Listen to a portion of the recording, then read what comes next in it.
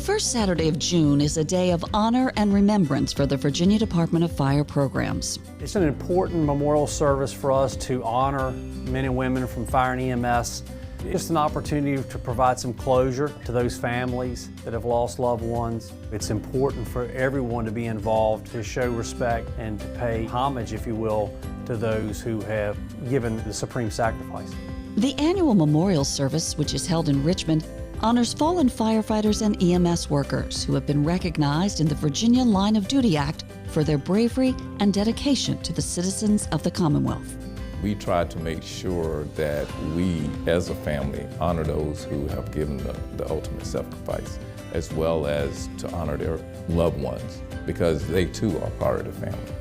And that honor and support is felt throughout the service.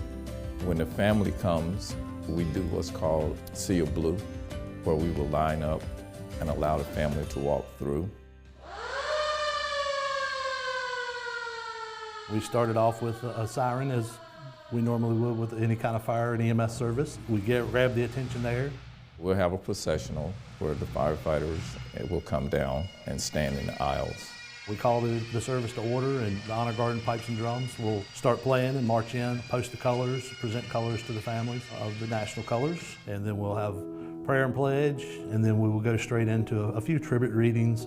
We present to each family a state flag that's been flown over the Capitol, a letter of certificate stating that the flag was flown over the Capitol, and they will also get a rose, a white rose.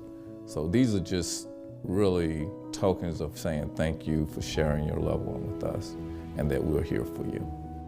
That's why it is so important to have representation at this service from across the Commonwealth.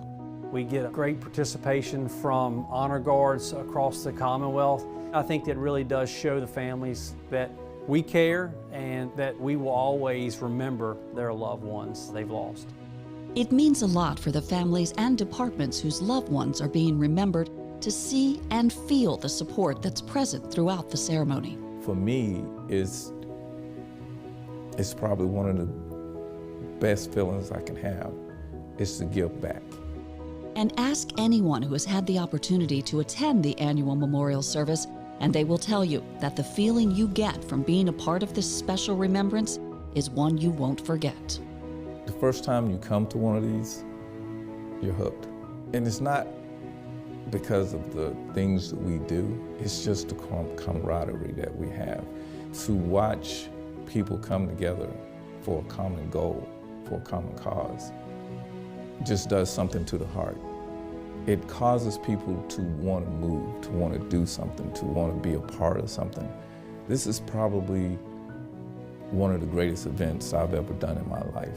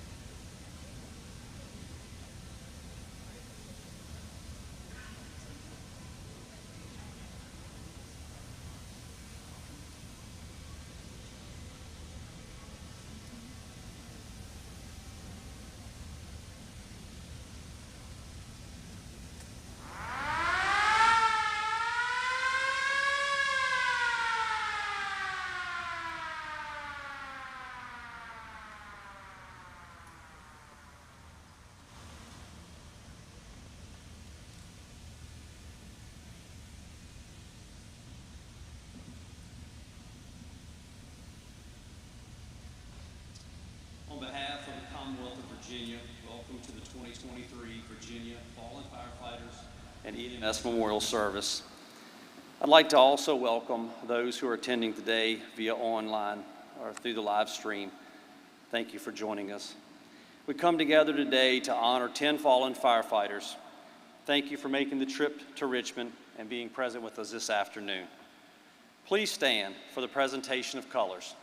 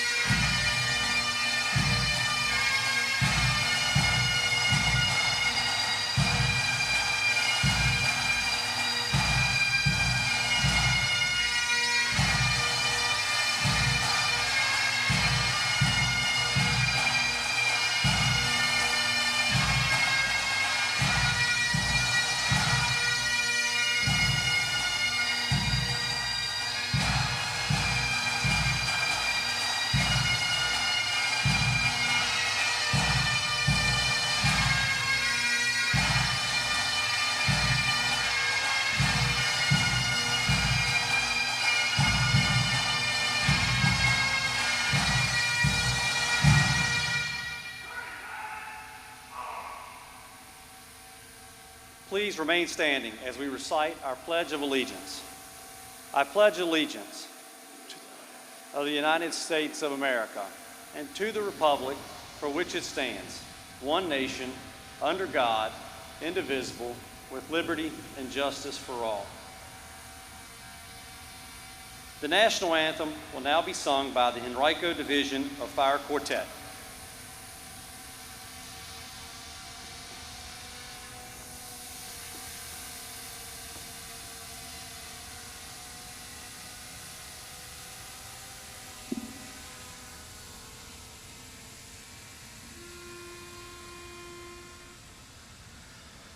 Oh, say, can you see by the dawn's early light what so proudly we hailed at the twilight's last gleaming, whose broad stripes and bright stars through the perilous fight o'er the ramparts we watched were so gallantly streaming, and the rocket's red glare, the bombs bursting in air gave proof through the night that our flag was still there. Oh, say does that star-spangled banner yet wave o'er the land of the free and the home of the brave.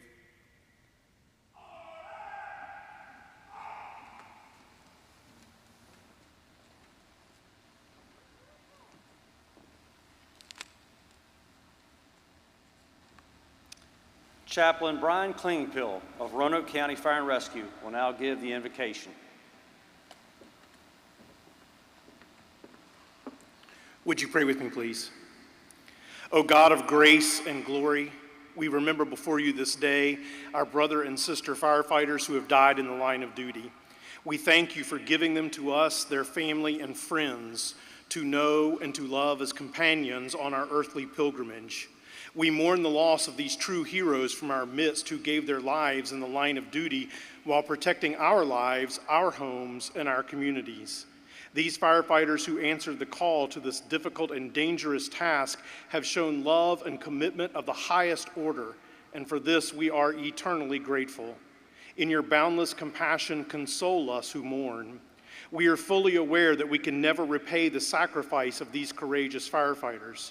Help us to go forward today, having received from this service a small measure of personal aspiration to be like them in small daily ways. Lord, help us to be inspired and changed by their self-sacrifice, their strength, their courage, and their sense of duty. May we, God, put our whole hearts into the task we do that serve the greater good of our community. And may each small act of service we do be a living memorial to our fallen firefighters. Give us faith to see in death the gate of eternal life, so that in quiet confidence we may continue our course on earth until, by your call, we are reunited with those who have gone before. It is in your most precious and holy name that we pray. Amen.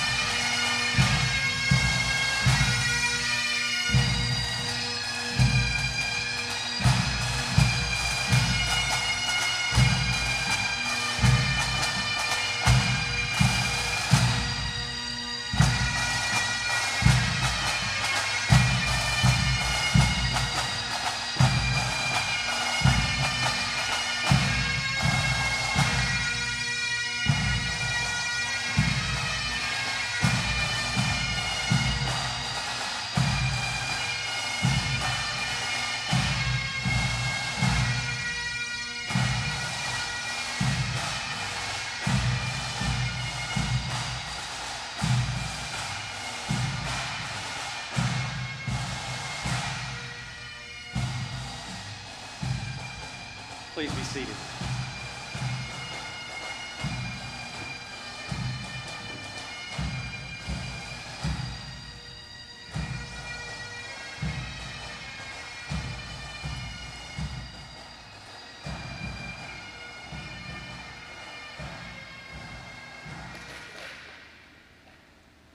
Walter Blake Stevens and David Johnston of the Hanover Fire EMS Department will now sing "It Is Well With My Soul."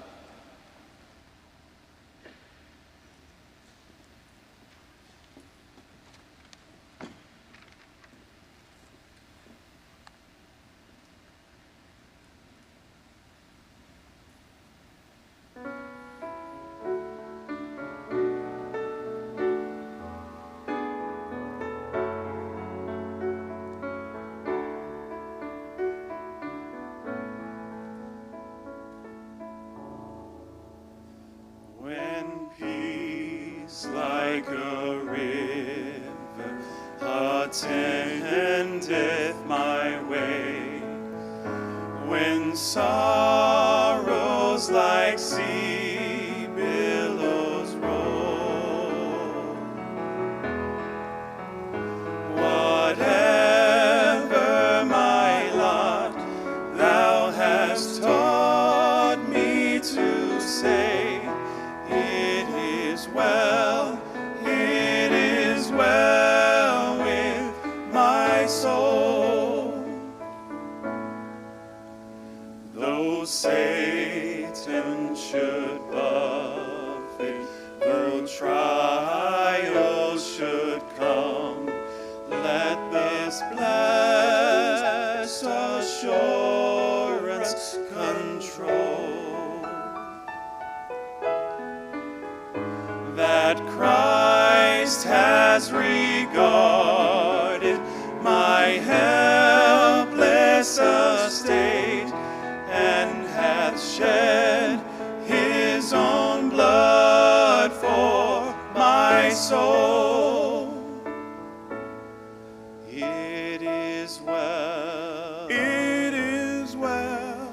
with my soul, with my soul. It is well with my soul.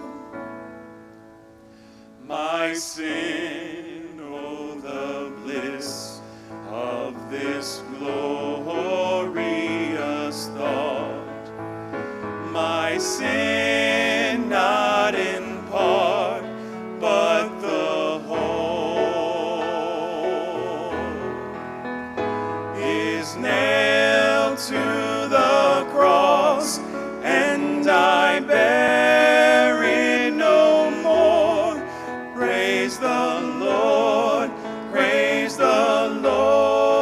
oh my soul. It is well with my soul, with my soul. It is well with my soul.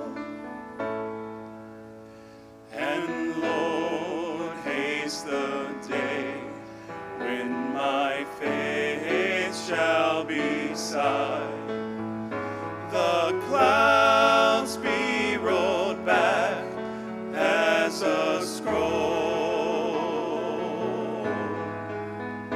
the trump shall resound, and the Lord shall descend. Even so, it is well with my soul. It is well with my soul, with my soul. It is well with my soul. It is well with my soul.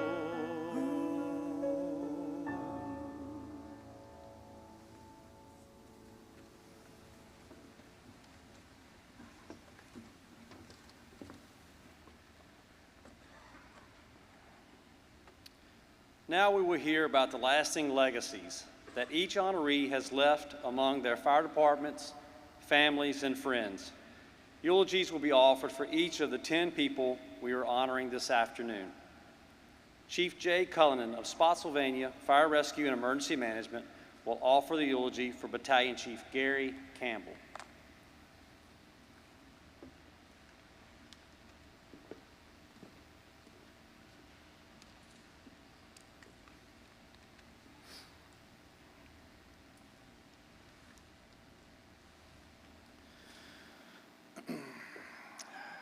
There are people that we come in contact with in our lives who do more than pass through as simple acquaintances or basic friends. Their very presence in our lives makes a significant impact, a positive impression so strong that it changes the course and direction of who we are and how we live. Their positive influence provides us with the momentum to achieve what we had never thought was possible, and the desire to strive for greater things in an effort to honor what they have done for us. Battalion Chief Gary Clark Campbell was one of those people.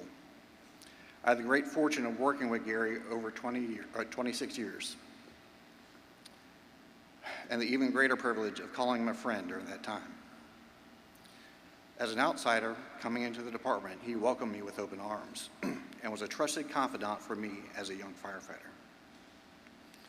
He was a mentor who helped me navigate the ups and downs of what it meant to be a good firefighter and was always there to lend a helping hand. He taught me and so many others how to be an effective driver-operator, never holding back any information that could help improve us, even though listening to him go through the friction loss calculations would make your head spin. He knew the community like the back of his hand. For most of the time I worked with him, when an address was given over the radio, he could tell you the exact location of the house, the color of the shutters, who lived there, and very often, who are they related to. Riding an engine with him, you knew to hang on, but you also knew he would get you there safely. Even after he would occasionally announce as we pulled out of the old Company 1, keep your hands and feet inside the ride at all times until it comes to a complete stop. He was always available to lend an open ear, encouraging anyone who was talking with, while often prodding the conversation on with a reaffirming, heck yeah. He loved and was dedicated to Spotsylvania County, our department, and all who served within it. He served as an additional father figure or older brother to so many of us. And I would like to extend a big thank you to all of his family for sharing him with us. I would say that the only thing he loved more than fulfilling his calling as a firefighter was fulfilling his role as a father to his children. He was a devoted father and friend and would ferociously defend those he was close to, whether family or friend. All of us have so many great memories with Gary and are better for having experienced life with him. As we continue without him, life will never be the same. However, I know Gary would not want us to continue mourning. He was full of life and laughter and would want us to remember him by continuing that legacy of living life to its fullest, while making sure laughter was included in all we do. As we remember him today, if we want to truly honor him, we will continue to serve our communities to the best of our abilities, while pouring out knowledge and wisdom we have obtained through the years of service into those we work alongside. We'll continue to honor all that Gary poured into our lives, being sure to include a healthy dose of love, laughter, and brotherhood in all we do.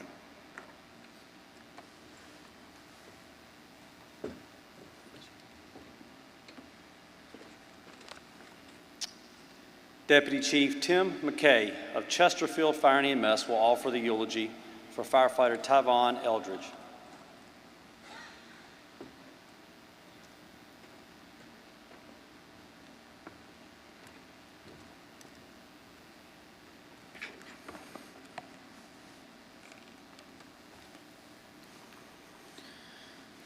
Lieutenant Governor Sears, Director Creasy, families of the honorees today, other distinguished guests and fellow firefighters, and most importantly to me, our department's most honored guest, the family of Tyvon Eldridge.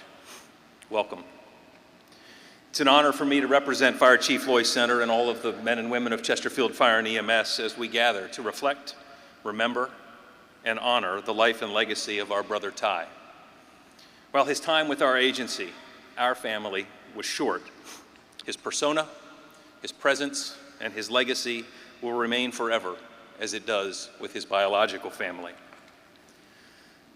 When we look to hire new firefighters, beyond the physical and intellectual ability to negotiate the training process, who we truly seek are those whose values align with those of our organization. Those values for us include such things as dedication, compassion, honesty, integrity, courage, accountability.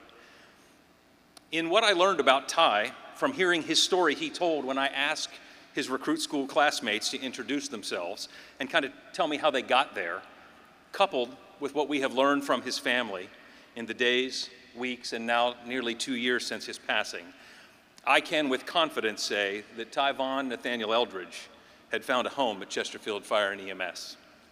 He belonged. He understood what it means to be a Chesterfield firefighter, and he earned that title. I know a few others whose lives embody the values of our organization as his did, and I know that any of us who wear this uniform would have been proud to ride a fire engine with him. Indulge me for a moment as I give a tiny glimpse into what I mean. Tyvon came from a firefighting family, several generations deep, both in Ohio and here in the Metro Richmond area, where both his uncle and cousin served with the Richmond Fire Department, and who both were mentors and an inspiration to him in pursuit of his career goals.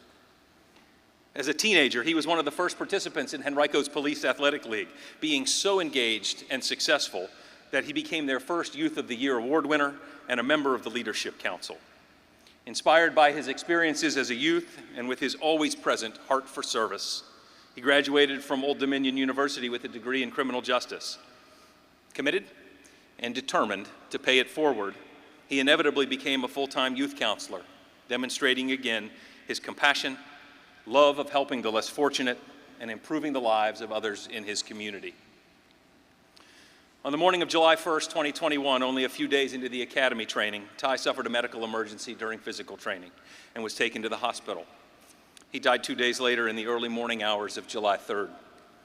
It was in these 2 days that many of our members of our department began to truly get to know Ty through the stories of his family and friends.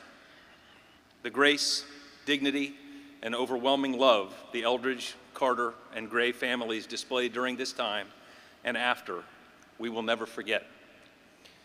It became easy to see how Ty became the man he had, having been raised by this group of wonderful, caring people.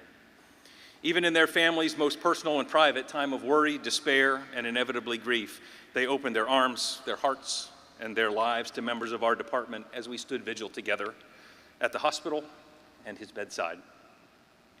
It was also in these 2 days that the depths of Tyvon's strength and determination made themselves apparent to us all. He never gave up. Tyvon, it was clear, had a servant's heart, but a warrior's spirit.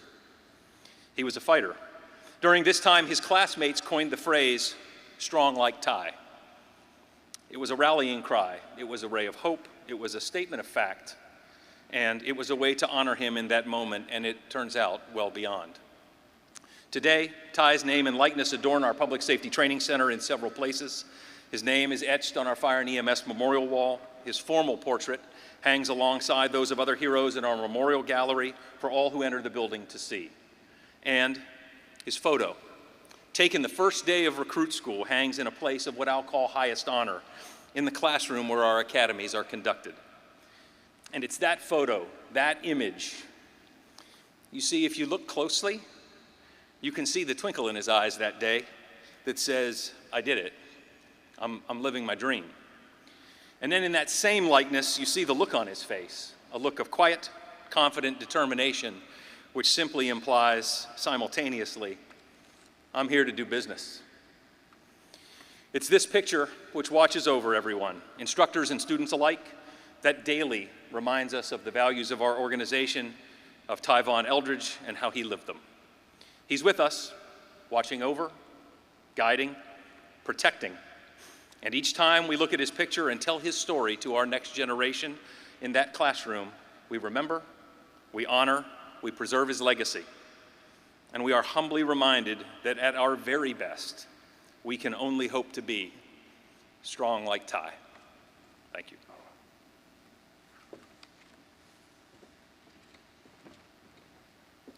Thank you, Chief. Chief John DeBacco of the City of Norfolk Fire Rescue will offer the eulogy for firefighter Christopher Griffin.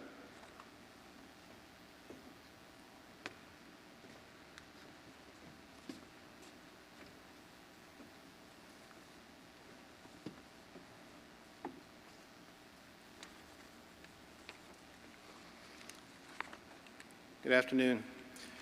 Before I begin my written remarks, I want to say a comment to Amy. Amy, thank you for what you've done for Chris and for Norfolk Fire Rescue. Your advocacy has been remarkable, and I know you continue to be an advocate for our firefighters. Thank you for that. Battalion Chief John Weaver and Battalion Chief Jamie Davis, thank you for assisting the family along the way. Several members of Local 68 Norfolk professional firefighters are here. Thank you for your support as well. On behalf of the 523 members of Norfolk Fire Rescue, City Manager Dr. Chip Fowler and Norfolk Mayor Dr. Kenneth Cooper Alexander, I am beyond honored to have the privilege of speaking at this solemn service, recognizing our fallen brother, firefighter Christopher George Griffin. It's the last time I'll say his full name. Maybe. In the ceremony program, there is a beautifully written missive eulogizing Christopher. I don't believe my remarks could or should eclipse the incredible sentiment and life story shared through those words. So I'm going to take a slightly different turn in my remarks. Yesterday, Norfolk Fire Rescue conducted a funeral for retired Fire Lieutenant Thomas Wesley Kite III, known to us by the moniker of Punchy. Punchy was born in 1926, joined Norfolk Fire Department in 1948, served for 40 years before retiring, then enjoyed 35 years of retirement. New information is brought to us daily about the prevalence of cancer in the fire service. The International Agency for Research on Cancer, under the umbrella of the World Health Organization, now asserts that occupational exposure as a firefighter is carcinogenic to humans on the basis of sufficient evidence for cancer in humans. Let me say it again for the people in the back. Occupational exposure as a firefighter is carcinogenic to humans. That's the highest level of certainty in their scoring. Over the years, cancer-causing agents to which firefighters are exposed has evolved, but the most recent talked about is PFAS, instructional firefighting protective gear. The very gear issued to every firefighter to protect us also harbors forever chemicals that are known to be carcinogenic. Our work is not done, nor is it near completion. The fight for firefighter safety from cancer will continue for many years. We are fortunate to have some presumptive law coverage in Virginia to protect our firefighters, but still we have work to do. Chris was the first firefighter covered by the brain cancer presumption law in Virginia, and we are thankful for the benefits for Amy and David, but doesn't need to be said, we prefer to have Chris with us here today. Our goal is to have every firefighter serve a full career to reach the end of their career with their health intact and to enjoy a long and healthy retirement. Punchy enjoyed a 35-year retirement after 40 years. Chris served for nearly 10 years before we lost him to the terrible glioblastoma of brain cancer. As a quick personal story about Chris, as a fire chief, I was receiving regular updates on his progress with the disease, the struggles with the treatments, and the incredible amount of time committed to his health care. And despite all that, I received a message from his chain of command. Hey, Chief, Chris wants to come back. He said he knows he can't drive, but he wants to ride on the back of the engine. At that time, I knew about his arduous battles, and I could not allow him to return. And I believe Chris also knew the answer that he was going to get, but he had to ask. That was his nature. That was his incredible desire to serve and help others. To Amy and David especially, and to the friends, family of Christopher George Griffin, who are gathered here today, we miss him. We mourned his death with you. We miss his goofy jokes, his big smile, hearing stories about being a dad to David, his willingness to help others, and his undeniable dedication to the fire service, both in South Abington Township, Pennsylvania, and our city of Norfolk. Amy and David, we will not forget Chris, and we will not forget you. You both have a special place with us at Norfolk Fire Rescue. Thank you for allowing me this time.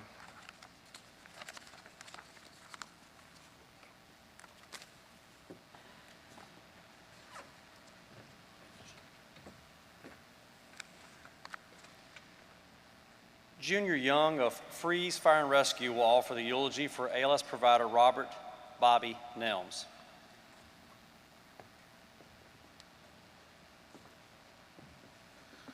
Good afternoon. I'll talk to you briefly about a true public servant that joined our agency, was only with us for a short 2 years. Bobby was born in Suffolk, Virginia, where he lived most of his life. He was a true public servant. At a young age, Bobby joined the Chuckatuck Volunteer Fire Department, where he became a lifetime member. Bobby loved to help others and serve his community, which led him to join another agency in Suffolk that I can't pronounce. He became a lifetime member and a past chief. Bobby retired from Lipton Tea in Suffolk, where he chose to pursue a full-time career in EMS. Bobby was also a member of the Virginia DMAT 1 for several years. On off days from EMS, Bobby would work in the local emergency room as an ER technician. On August 5th, 2019, Bobby joined Freeze Fire and Rescue. I spoke with Liz shortly after he had joined. We'd got to talking, along with talking with Bobby, and our agency sits on Main Street in our little town. 95% of our calls go right by the house that they had originally moved in when they moved, and his bride Liz said every time he heard the sirens, he was peeking out the window, watching us go by. Bobby come around. We'd run a call one day. He was at our agency. I said, Bobby, we'll be back if you want to come back and see us another day. And he said, I'll be right here when y'all get back. We knew then that he was going to fit in quite well. When he first come around, we started running calls with him. We knew Bobby spoke with an accent that most of us never heard. We knew for sure he was not from our area. We learned quick that Bobby was very knowledgeable at his craft. What we didn't know is the day Bobby became our member at our station, we would gain a mentor, a role model, and most importantly, a best friend. We learned a lot from Bobby in just a short time, and the biggest was how to be a great person. Bobby was kind, willing to help in any situation, and very much a role model of what a great firefighter is.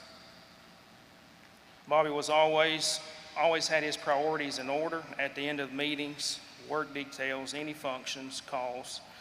Bobby would always tell everyone goodbye, have a great day tomorrow, and he was going home to be with his beautiful bride, Elizabeth. I talked with Liz at one point. She told me that Bobby was ready to move down to Freeze, live their life. Originally, they lived on a side road off of Main Street. Bobby would never back down from a challenge, but was with Freeze Fire and Rescue for a year, then was able to join as a full-time member. Bobby was hesitant at first as he was ready to settle down and enjoy the good life, hence the reason Liz and him moved to our beautiful mountains. Bobby was asked by several to move to full-time spot on August 3rd, 2020. 1401 now belonged to Mr. Bobby Nelms. With that full-time spot, Bobby said he had stipulations, and those stipulations being his priorities. First and foremost, his beautiful bride Elizabeth and his dogs. He never wanted an officer position, but he would help in any possible way. Not a person had a problem with his priorities. We were just happy to have Bobby in our family. From day one, Bobby always told us, work and family come first. As time went on, Bobby became the person that everyone talked to if they had a problem, whether it be in the fire department or just your life in general. Bobby wasn't a sugarcoater. He told you how it was, straightforward. He always had an open ear, always told the truth, whether, like I said, it's what you wanted to hear or not. Bobby loved his Desert Tan Jeep Rubicon. If you passed him on the road, you better wave. If not, he would let you know about it. Bobby had a passion for guns. If you ever got him on the topic, you couldn't get him off the topic, and you would talk for hours. He went and worked at a local gun store, and everybody asked him, Bobby, why are you working there? He said, well, I love guns. And they said, I've got to do something to make a little money. He said, I can't use my bride's money. The store closed. Bobby said, now, what will I do? And I told him, I said, well, you could run more calls, keep you busy. Bobby said, yeah, I can, but I need spending money. Once again, I can't use my bride's money to buy all my guns. Bobby had the ability to grow with anyone he was around. When breakfast rolled around, it was never hard to find him at the local little store, sitting around the table eating breakfast with all of his buddies that he grew very close to. Bobby always showed compassion and understanding to every patient he encountered while on the squad. Bobby was only with our department for 2 years and 2 months, but you would think he had been here for 30 years. He fit in so well with each of us and loved to pick and carry on. Bobby had several names in the fire and EMS service, 2 of those being Station Dad in the Suffolk area where he come from, and he gained the Sir Talks a Lot from our agency because he loved to talk. Bobby's missed by many. We are blessed in the Freeze community to have known him. I know they are in the Suffolk area as well. But he left behind what he could, and that was his beautiful bride, Elizabeth, and we still talk with her on a weekly basis. Thank you.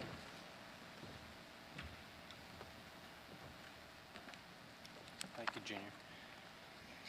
Chief Keith Johnson of the Loudoun County Fire Rescue will offer the eulogy for firefighter paramedic Jeffrey Rizzo.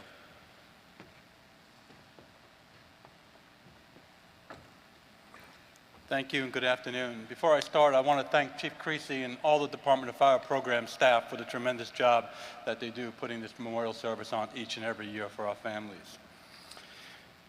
On behalf of our Loudoun County Combined Fire and Rescue System, I want to express the sincere sadness we experienced with the passing of firefighter Jeffrey T. Rizzo. Firefighter Rizzo was 43 years old and passed away at his home shortly after completing his shift on July 8, 2021. Firefighter Rizzo leaves behind a wife, Jamie, and 2 children, Kyle and Rocco. As chief, I and we are often asked to speak at funerals and memorial service where I receive an outline and review in the long distinguished careers of service that someone provided as a firefighter, EMS professional, or leader in our fire and rescue system. When I was thinking today what I could say in a short amount of time about a young man that was taken away from us way too soon, I found a young man that had dedicated himself to public safety, and the words lifelong service came to mind. Service in this sense is defined as the duty of work or public service or the performance of any duties or work for another. While certainly at 43 years old, one cannot classify this as lifelong, what we can conclude is that firefighter Rizzo dedicated many of his years as a volunteer firefighter in the West Friendship Volunteer Fire Department, and since November of 2017 as a career firefighter and EMS professional with Loudoun County. Jeff's entire fire and rescue service is centered around caring for others. Jeff began his time in our academy on November 2nd, 2017, when he became a member of Recruit Class 36. Recruit schools, as we know, build strong bonds that can never be broken, and with a Latin class motto of without warning, firefighter Rizzo can be remembered for his love for physical training and the opportunity to receive extra burpees, and possibly because of firefighter Rizzo's outward conversations with his academy staff. After graduating recruit school, Jeff spent time at several assignments, with his latest assignment at our Aldi Fire Station 7 on A shift. It is each of these assignments that Jeff made an impact to his fellow shift members, the volunteer organizations, and the community he served. Throughout Jeff's time in our system, he had impacts on all we do in Loudoun County Fire and Rescue. Jeff served, and he served often. Jeff was known for working numerous hours of overtime.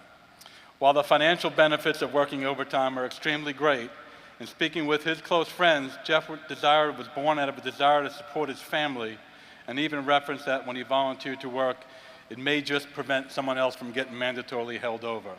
That was the attitude that Jeff displayed: commitment to his family, service to his profession, and a deep sense of caring for his co-workers and friends. Firefighter Rizzo had a unique quality as an EMS provider, as a paramedic, and was described as being a little OCD. Arriving at the station exactly at the same time each shift, you could set your watch to him. He would crank up his music and began his big morning check of the EMS unit with perfection and an absolute perception of appearance being the main concern. You see, he always wanted to look good should the fire chief or anyone else come to look at his unit he was assigned to. What came to be known as the Rizzo spin, Jeff would perform the same check on any unit he was assigned to, either at his normal station or other working overtime. His checks would take hours, making sure he had the correct number of towels, they were all folded in the same direction, and making even sure the seatbelts were buckled in the same fashion. When running calls, Jeff was no different. He expected perfection. And when things did not go right, he always worried about someone else questioning or someone seeing a lack of perfection. Jeff wanted everything to go perfectly, and this is a very high quality admired by all of us. Jeff was known as an entertainer, meaning that he enjoyed practical jokes. For those that know me, I share that same desire. A day of work without laughter makes for a long day. Jeff's love for music was extremely prevalent, and everyone witnessed the fact that he could sing all the songs he listened to. I asked everyone that knew Jeff if he could sing. They all said he knew the words. He was described as an energetic, eccentric, sincere, and class act. He was 100 miles an hour and was all or nothing. In speaking to his shiftmate friends and even his wife Jamie, Jeff had an answer for everything. He would research everything to the point that he wanted to know all the alternatives. But one thing for sure, Jeff would provide you with his answer and opinion and defend it 100% of the time. He would listen, but if Jeff did the research and thought he was right, stand by, you might not win that argument. Living close to Baltimore, Maryland, I'm sure you could guess the love that he had was a big, Baltimore Ravens was a big part of his Sunday. But most of all, Jeff loved muscle cars. Let me reinstate, he loved Mopar muscle cars. I'm not really sure how this occurs, but apparently Jeff bought a Dodge Hellcat during recruit school, possibly without his wife Jamie even knowing about it. I've been married for now 37 years, and I'm not sure I could pull that off. And I guess the love for muscle cars continued with Jeff owning a Dodge Demon, a car that most of us would love to drive, no less own. So what I learned from Jeff's friends, co-workers, was his love for family. Everyone stated that first and foremost, Jeff had an extreme love for his wife Jamie and his sons Rocco and Kyle. They all stated that he spoke openly about each of them and put his family first. He loved Rocco for who he was and proud of Kyle playing lacrosse. Jeff loved life, and life included his family. He looked forward to those phone calls and FaceTime while he was at work and would drop anything to make that call. You see, he worked for his family and sacrificed a lot to earn a living, work shifts, including missing most holidays and family occasions. While our history of fire and rescue in Loudoun County is deep and rich, starting with our longtime volunteer agencies, I often ask myself, for what or who do we own the success that we proudly achieve today in Loudoun County? While the list of names is long, we have certainly added the name of Jeff Rizzo to that list of our members that have come and gone and made their mark on the Loudoun County Combined Fire and Rescue System. Jeff was a leader in Loudoun County and made his mark on our young system. He's treated as a loss of a coworker, mentor, teacher, and friend, and will be deeply missed by many of us. While our time around Jeff was short, I certainly missed what I could have learned from him, and it was my honor to be his chief and welcome him as a graduate of Recruit School 36. On behalf of all the citizens of Loudoun County, our Board of Supervisors with Phyllis Randall here today, our chair of the board, our county administrator, and most all of us that dedicate our lives to helping others, thank you, Jeff Rizzo, for your service, commitment, dedication to our fire and rescue system here in Loudoun County. We will never forget you, and may you continue to rest in peace.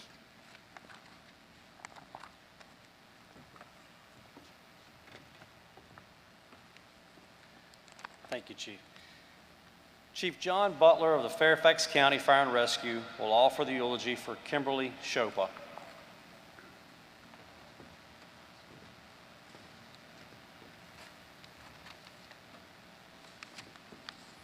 Hello, I'm John Butler, Fire Chief for Fairfax County Fire and Rescue Department.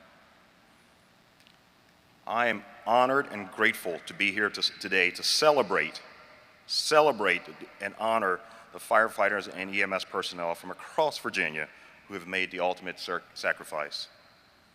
This year is especially significant for my department as one of our own is being recognized, Captain Kimberly Shopa. So, quick personal story. The first time I met Kim, I was a new fire chief. I was newly appointed in Fairfax County about 5 years ago. And I have a habit of, like many others, walking around the department any day, any night, day, evening, weekends, you know, random visits throughout the department on any given day.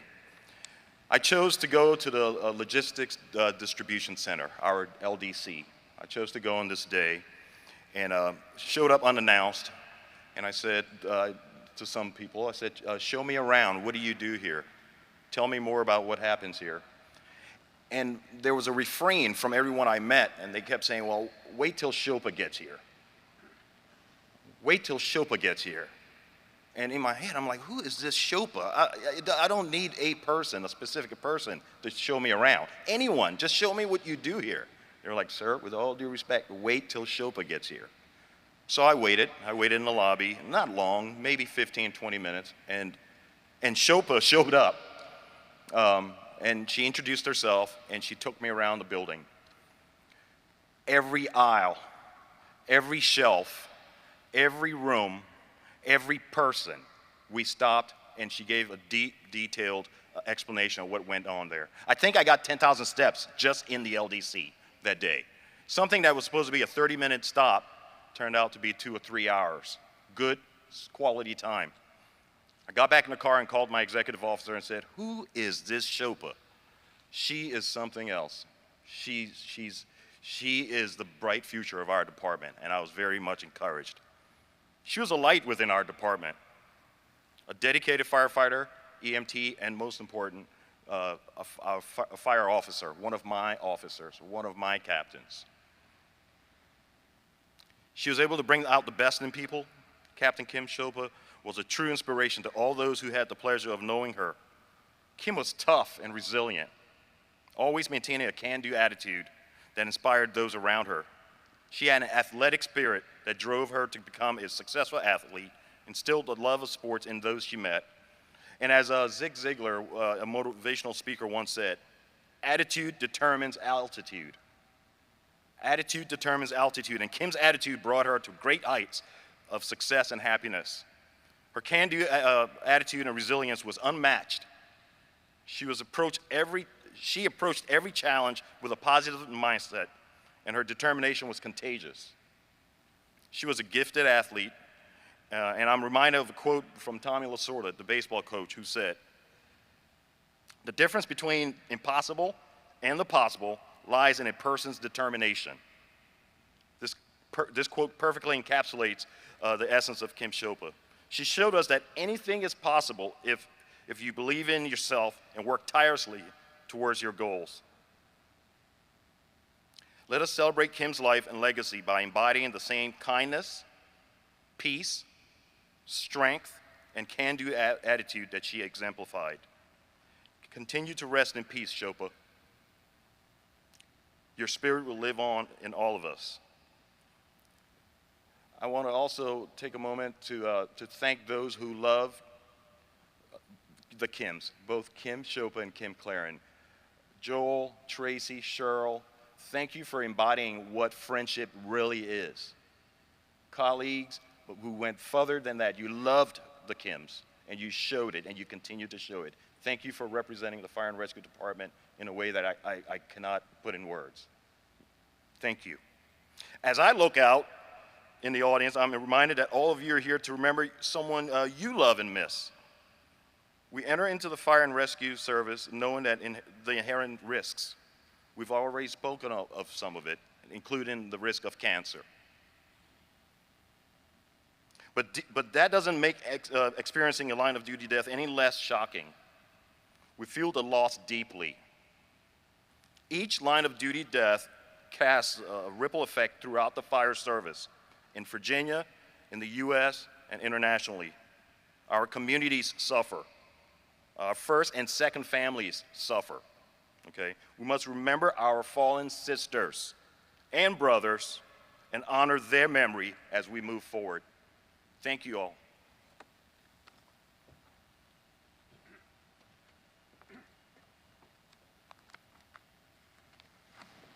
Virginia Department of Fire Programs Deputy Director Nicholas Nana will offer the eulogy for firefighter James Sturgill.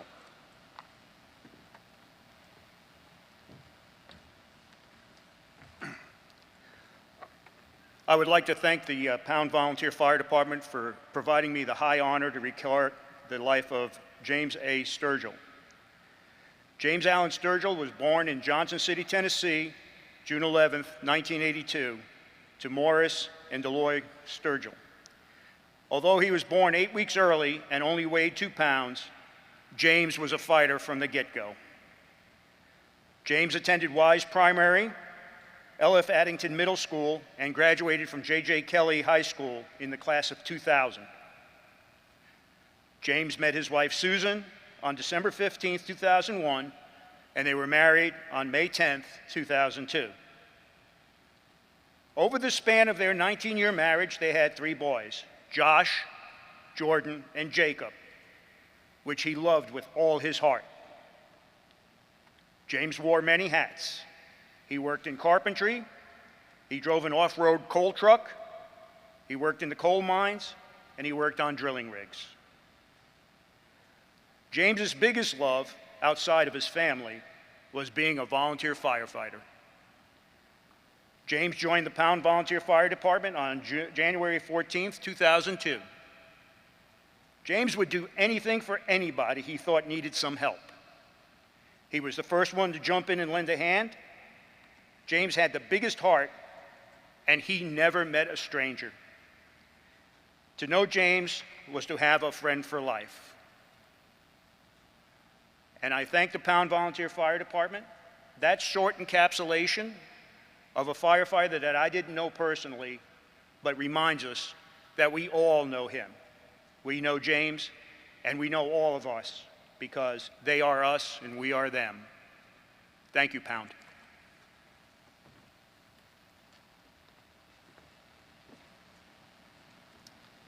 Captain Lee Barker of the City of Danville Fire Department will offer the eulogy for Engineer Gregory Thomas.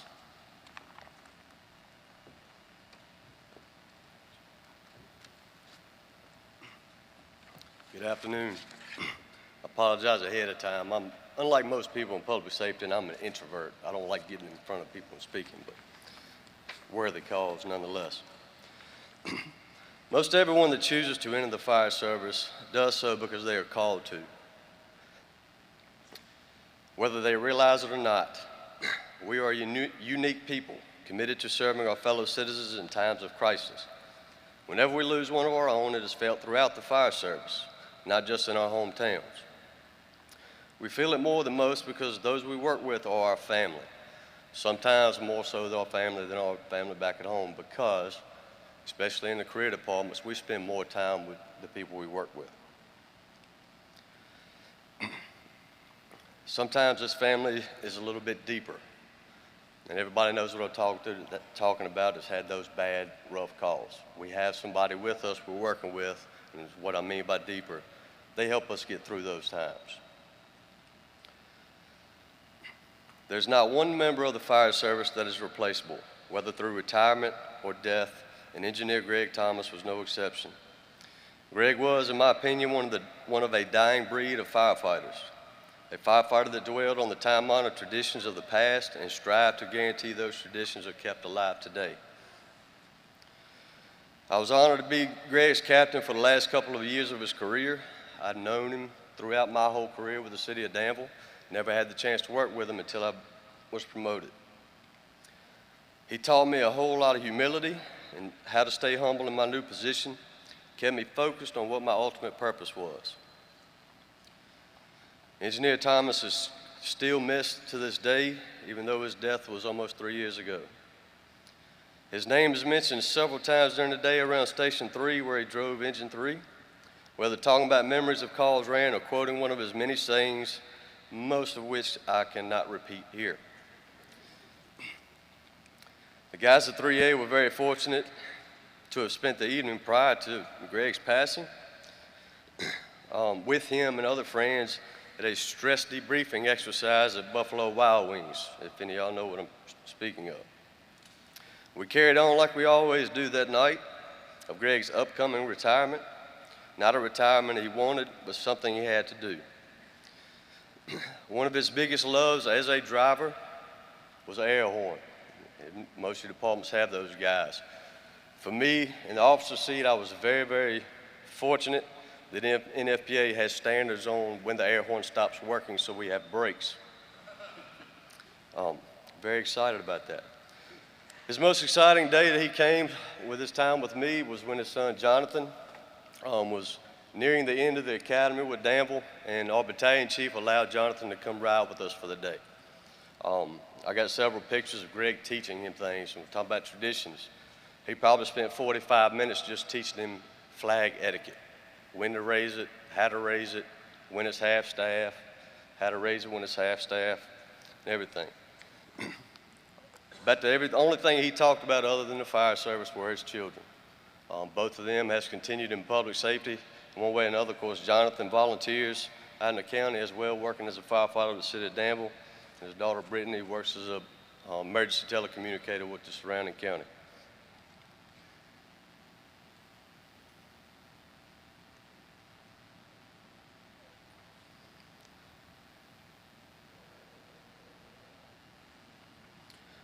We constantly strive to be better.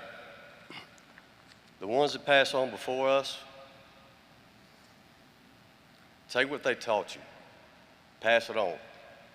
Greg, I outranked him. We all know how that stuff works. But I learned more from him in my short time with him than most of any of my classes I've ever been to. Never take for granted what we've got and who we work with. Never forget your family at home. Thank you.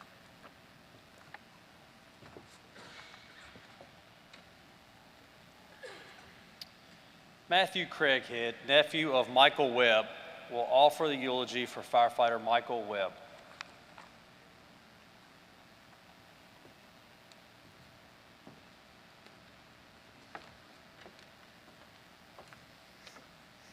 Good evening. Michael Wayne, also known as Mike Webb of Callaway, Virginia, was born October 9th, 1968 to Johnny Mack and Dorothy Webb. He was called home to be with his Lord on November 13th, 2021, at the age of 53. He is survived by his parents, as well as his wife Lori, children Chelsea, Tyler, and Evan. His grandchildren who brought him true joy, Everett, Clay, and Quinn. Also surviving are his sister, Vicki and Chris Craighead, brother-in-law Brian and Melissa Perlman, sister-in-law Karen Perlman, and mother-in-law Janice Perlman. He leaves behind his beloved nieces and nephews, Cody, Krista, Chinmay, Isaiah, Maggie, Mary Kendall, Matthew, and Isla, along with his fellow members of the Callaway Volunteer Fire Department and Rescue Squad. Michael was a faithful servant to his Callaway community. He served as a deacon of Piedmont Church for 6 years. Mike became an official member of the Volunteer Fire Department at age 18, dedicating 35 years of service to Company 5. In addition, he served 8 of those years as a member of the Callaway Rescue Squad. Even when not running a call, Mike spent countless hours at the building, which was like a second home to him. Michael never met a stranger. Whether it was grabbing a bite to eat at a local restaurant, driving a school bus, or delivering oil to customers, Mike always took the time to have a conversation with a neighbor. Whether serving on an official call or just lending a helping hand, Mike was always willing to drop everything to be in service of others. He made a difference in the lives of so many people over the years. His examples of kindness and servitude will leave an unwavering legacy. Mike was not only a husband, a son, a father, a granddad, a brother, and an uncle. He was a true hero who loved his community.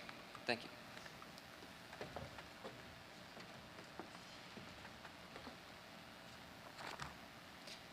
Deputy Director Nicholas Nana will offer the eulogy for Assistant Chief Butch Wilcox.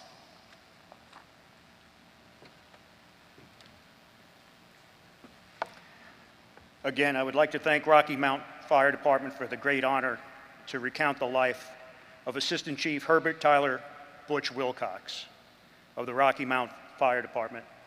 He passed away at his home peacefully April 19, 2018, within only 24 hours of responding to multiple calls. He served his country in the Navy for over 3 years and was honorably discharged. Butch was an active member of the Franklin Heights Baptist Church. He worked at the Rocky Mount pastry shop with his mother, father, and sister for many years until he purchased it in 1961. And he ran the shop until 1972, then selling it to his sister and brother, Nellie Sprouse and Bill Wilcox. He and his wife, Marianne, purchased the Hub restaurant, which they ran successfully for 36 and a half years until they retired in October of 2009. Butch was an active member of the Rocky Mount Fire Department for over 57 years. He served in many capacities during his service, including Assistant Chief and Captain. He was a former member of the Rocky Mount JCs. Butch was preceded in death by his mother and father, Carl and Bessie Wilcox, 4 sisters and brother-in-law, Nellie and Richard Sprouse, Mary Jane, Walter Yates, and Margaret and Paul Yates, and Peggy and Cully Colpfeffer, and his brother Bill Wilcox. It is a great honor to encapsulate the life of a man who served for a half a century and devoted his life to his fellow citizens.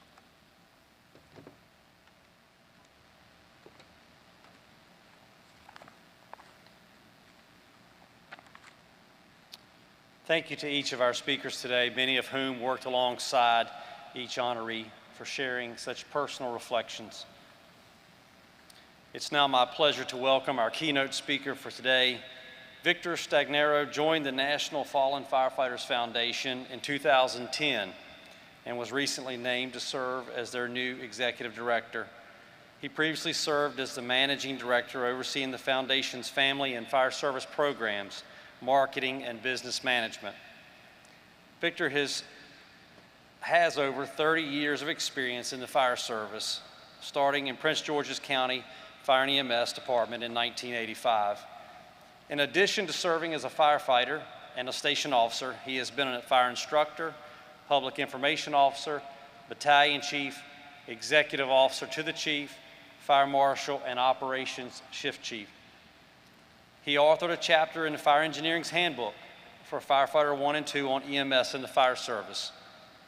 Victor recently retired, or not recently, but retired as the Deputy Fire Chief of Emergency Operations in 2010.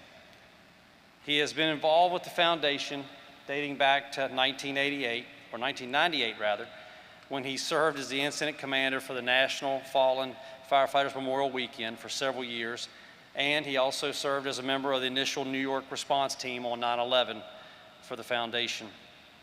Please join me in welcoming Victor Stagnero. Thank you for that very kind introduction. As mentioned, I started with the National Fallen Firefighters Foundation as a volunteer in 1998, and when I arrived, I was really mesmerized by the number of honor guard members from the state of Virginia that attended that ceremony so many years ago. And just like a month ago when we honored 144 firefighters at the National Memorial, again, the state of Virginia was very, very present. and I see some old friends and some great friends and met some new friends. I was reminded of, I'm going to date myself a little bit, it was Peter O'Toole and the Man of La Mancha, right before he goes into that beautiful song where he sings The Impossible Dream. And he says, it is every night's duty, nay, it is every night's, not duty, but privilege. So as I was approached to serve today as your master of ceremonies, or at least as your speaker, I thought of the Virginia Fire Service, and the first thing that popped into my head was, it is my duty, because of the service that the Virginia Fire Service has dedicated itself to the National Fallen Firefighters Foundation, but it is truly my privilege to be here with you today. On behalf of the Foundation staff, board, our board chair, Troy Markle, I offer our deepest condolences to the families and colleagues of those we honor. We stand with you today and always to remember your firefighters' bravery, dedication, and unwavering commitment. We are here for one common purpose, to remember those firefighters who have made the ultimate sacrifice while serving or because of their service to their communities.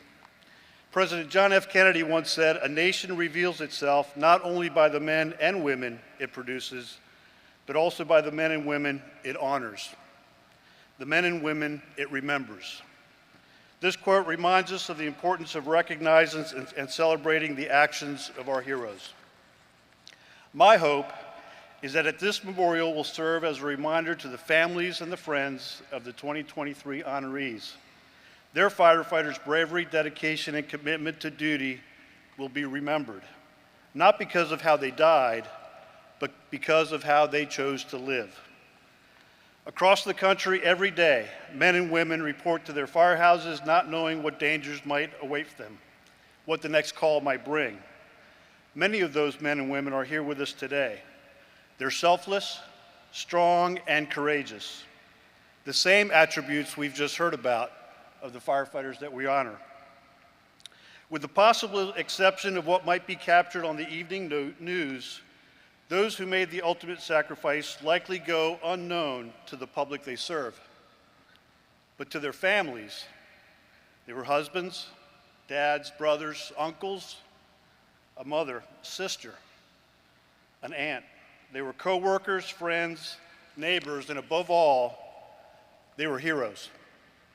Firefighters serve their communities with pride and compassion, often overlooked in today's world of distractions. But not today. As a community, as a great state of Virginia, and as a nation, we pause to honor their memory.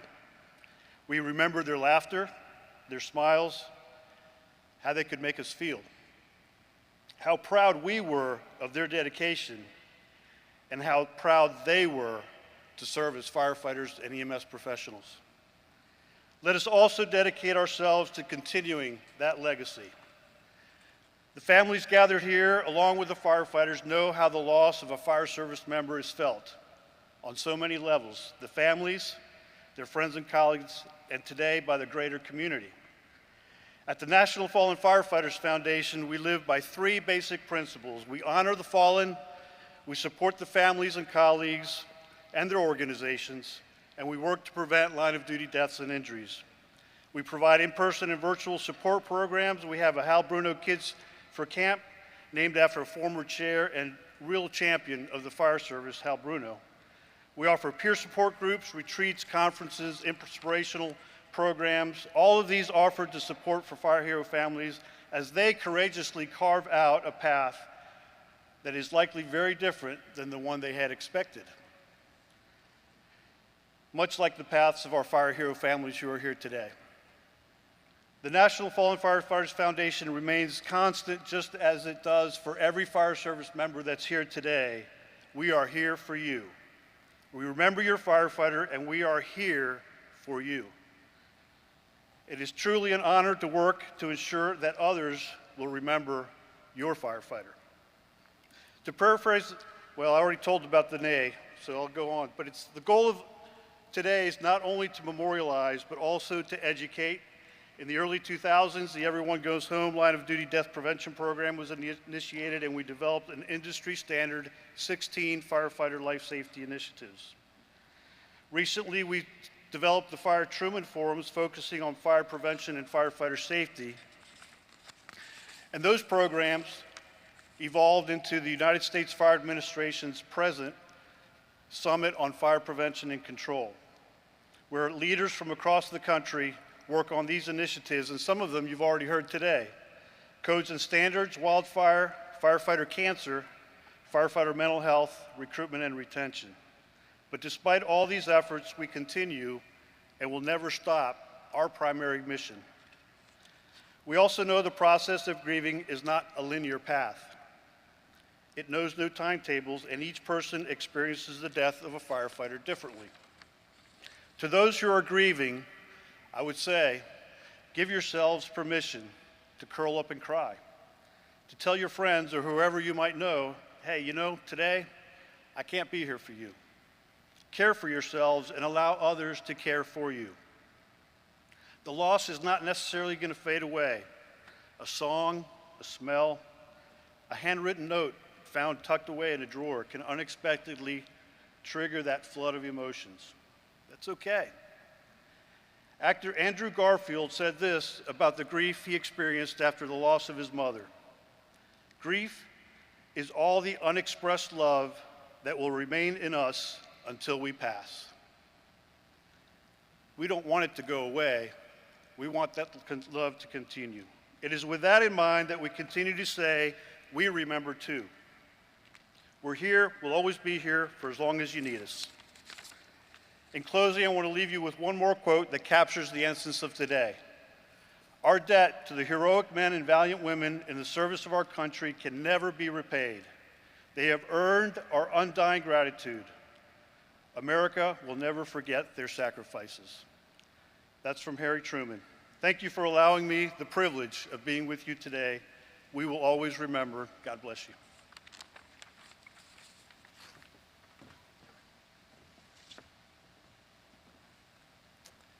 Thank you, Director.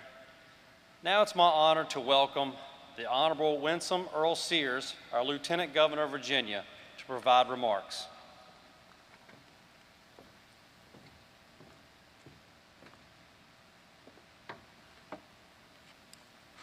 Good afternoon.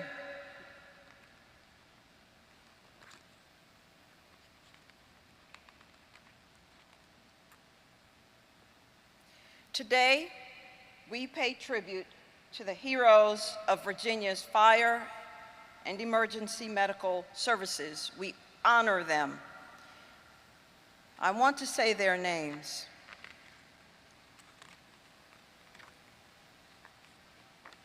Campbell, Eldridge, Griffin, Nelms, Rizzo, Chopa, Sturgill, Thomas, Webb, Wilcox.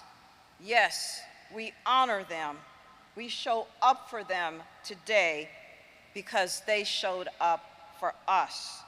When we called, when we dialed, they showed up. They didn't say, can't somebody else do it? And so I am thankful that I get this opportunity to honor them. I am here on behalf of Governor Glenn Youngkin, who sends his appreciation and shares my sentiments indeed. I would also like to acknowledge VDP Executive Director Brad Creasy for his steadfast leadership of this department. I also recognize Deputy Director Nicholas Nana, the Virginia Services Board members, and all of Virginia's fire and EMS services in attendance today. I would also like to thank the men and women of the Memorial Service Planning Committee. You are led, of course, by the Virginia Department of Fire Programs.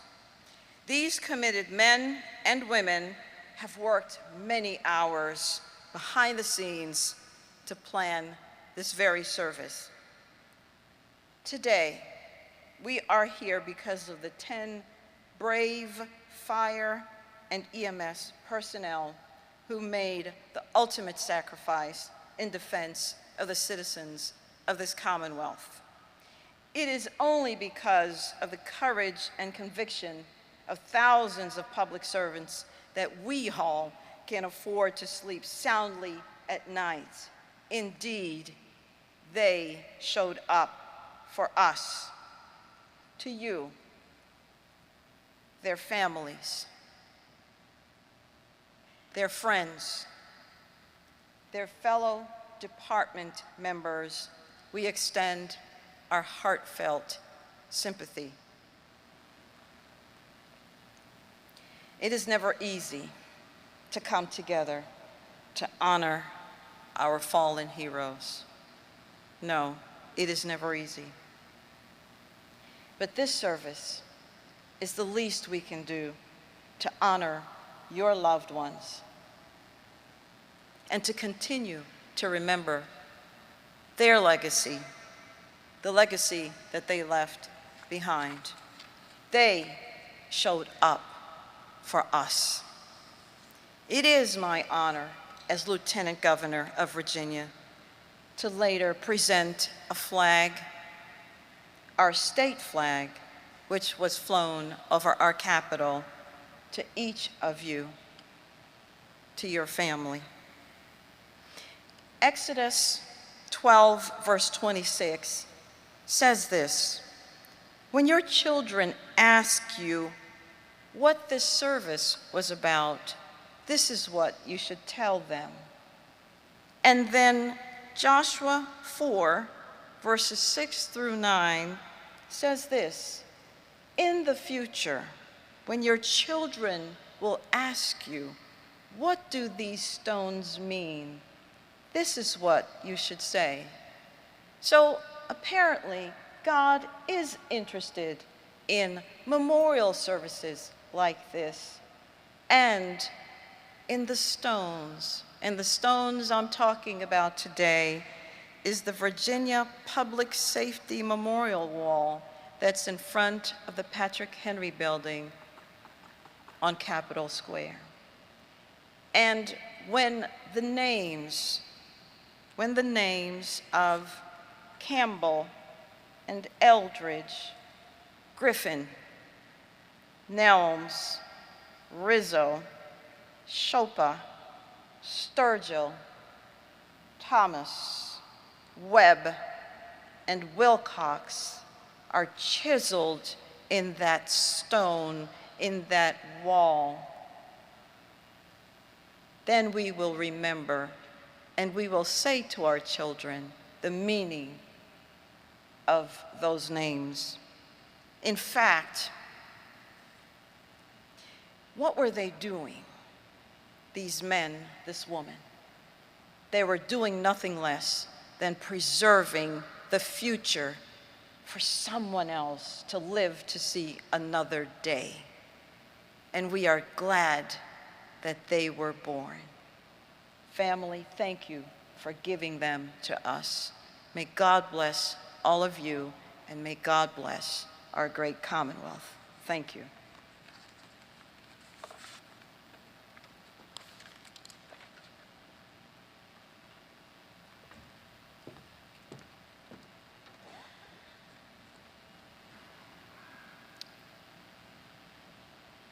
Robert Matthews of the Norfolk Fire Rescue Department will now recite a poem, A Hero's Welcome.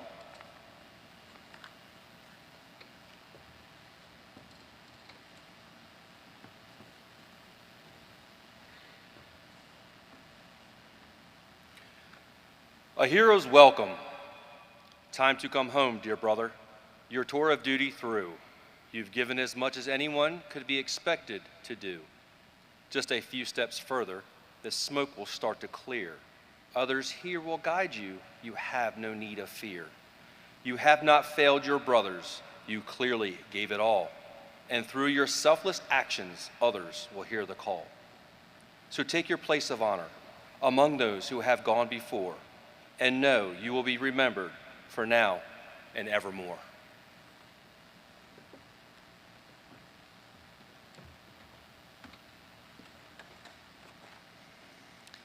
This service is dedicated to the memory of 10 individuals who died in the performance of their duties protecting the citizens of our great Commonwealth. Battalion Chief Gary Campbell of the Spotsylvania Fire and Rescue and Emergency Management. Firefighter Tavon Elridge of Chesterfield Fire and EMS. Firefighter Christopher Griffin of the City of Norfolk Fire and Rescue. ALS provider Robert Bobby Nelms of Freeze Fire and Rescue. Firefighter paramedic Jeffrey Rizzo of the Loudoun County Fire and Rescue. Captain Kimberly Shopa of Fairfax County Fire and Rescue. Firefighter James Sturgill of the Pound Volunteer Fire Department. Engineer Gregory Thomas of the Danville Fire Department. Firefighter Michael Webb of the Callaway Volunteer Fire Department, and Assistant Chief Herbert Wilcox of the Rocky Mount Fire Department. A Virginia state flag will now be presented to their families in recognition of their meritorious service. Each flag has been flown above the state capitol in Richmond in their honor prior to today's service.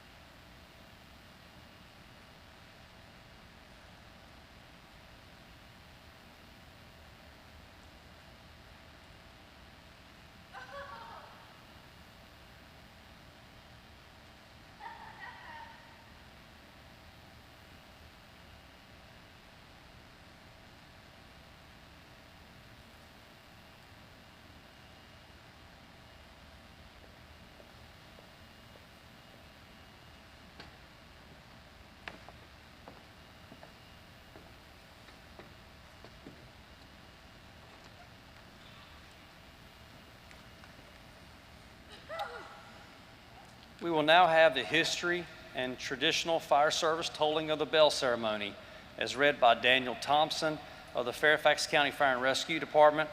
Assisting the tolling of the bell ceremony will be Waverly Alley of the Spotsylvania Fire and Rescue and Emergency Management.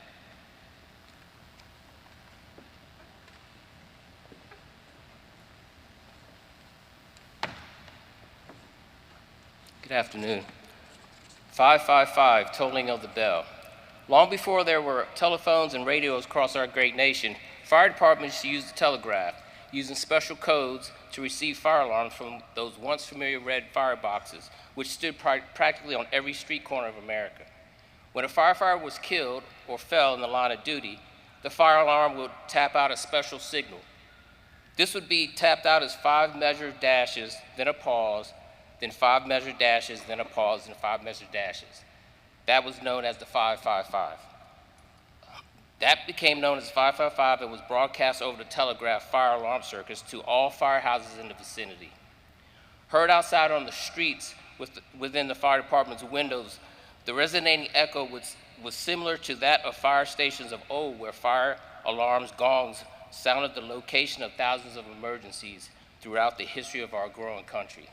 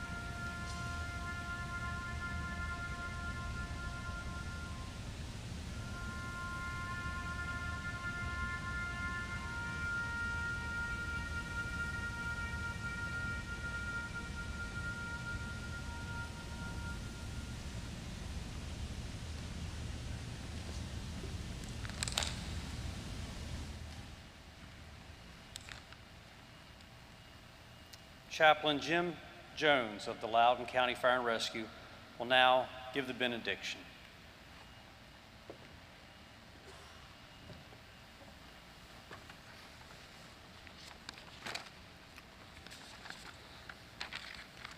Let us pray. Heavenly and gracious Father, we stand before you today as we honor the fire and EMS heroes whom we lost serving our communities. We mourn these true heroes who gave their lives in the line of duty. Scripture tells us there's no greater sacrifice than for someone who is willing to put themselves in harm's way to serve others. These heroes who answered the call to this difficult and dangerous task have shown love and commitment of the highest order, and for this, we are forever grateful. Bless and keep the families of our fallen heroes. Although the responder made the ultimate sacrifice in the line of duty, their spouses, children, mothers, fathers, and extended family members are also making an enormous and continuing sacrifice. Oh Lord, help us to continue rallying around these families as a community. Help them to go forward today as they receive these moments of prayer and much earned recognition. Finally, as we prepare to leave here today, we ask for your full armor of protection as we travel home, and encourage us to sacrifice of their loved ones, inspired and challenge all to be a light of greater good for our communities as we perform living memorials to our fallen heroes. In your name we pray, amen. Please remain standing for the retiring of the colors.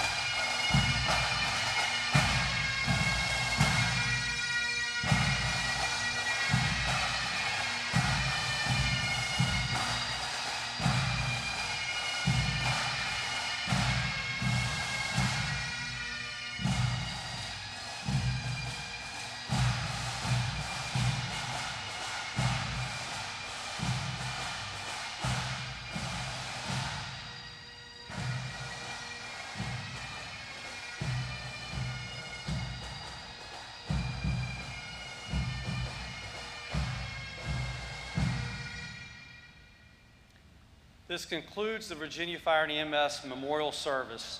On behalf of Governor Glenn Youngkin, Secretary Cole, and the Office of Emergency Medical Services, I thank each of you for attending today. Please join us now for a reception hosted by the Virginia Fire Chiefs Association, the Virginia State Firefighters Association, the Virginia Professional Firefighters, the Virginia Association of Volunteer Rescue Squads, and 1-800-BOARD-UP. The reception will be held in the lobby directly through the doors behind you. Please allow the families that were honored here today to go through the line first. Again, thank you for your attendance today. God bless and safe travels.